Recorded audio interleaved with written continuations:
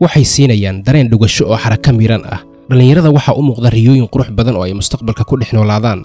Iyagu waa milkiilayaasha mustaqbalka iyo aabbayaasha jiilasha dambe. Waxaa dhiirigeliya xooggooda firfircoonida leh. Marka ay sidan oo kale isula taliyaan oo ay ka tashadaan aayahooda, isdareensiiyaan ka shaqaynta danahooda gaar ahaaneed, waxaa ku dhasha dhiig cusub iyo shidaal kale oo mustaqbalka ay ugu sii xawaara dheerayn karaan. haddii aan diyaar u nahay oo inaguna aan rabno inaan markaa isbedelo runtii ma ahan wax fudud. edabtii aqoonta isku dhaafsan aqligii wanaagsan itaal inuu ka roon yahay bal eego marka aqli inaa isweydaarsanaa la rabaa gabar iyo wiilba.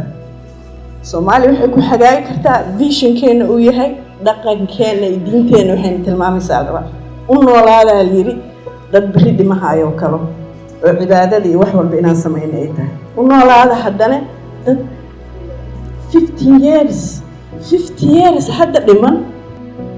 barnaamijka geediga dadaalka dhalinyaradan waxay ka soo bilaabeen meel fog maanta se xamar.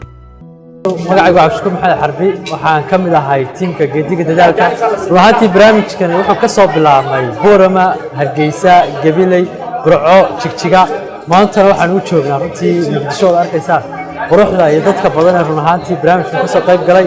ruuxantii barnaamijkan jeedkiisu waxa weeyaan dhalinyaradu inay isdhex galaan, fursado ay fikrada kala helaan, waxa weeyaan fikrada ay hayaan ay kala helaan marka xiriir wanaagsan wada helaan. runtii dhalinyaradu marka ay iyagoo deegaamo kala duwan ku kala nool ay isku yimaadaan oo ay discussion sameeyaan runtii fikrado badan ayaa ka dhex dhasha. barnaamijka geediga dadaalka ujeedkiisu waa intaas.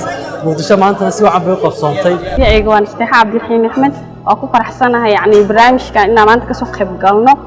barnaamijkan mid wuxuu ahaa aad u muhiim ah because waxyaabaha looga hadlaa waxa ugu badnaay oo barnaamijka dadka martida ah ay ka hadlayeen aragtida iyo qofka oo nool ama dhalinyarada inuu ka faa'iideysto waqtigiisa iyo inuu qofka garto muhiimadda uu nool yahay iyo waxyaabaha inuu ka fikiro meesha uu socdo iyo ujeedka iyo hamiga uu leeyahay.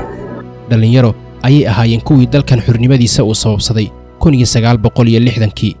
nasiib darrase isla ayaga ayaa xooggooda loo adeegsaday duminta wixii la dhisay 1991kii. maanta oo ay u soo carfayso udgoonka nabadda, barnaamijyadan oo kale waxa uu kaalin muuqda ka geysan karaa jihiinta dhalinyarada.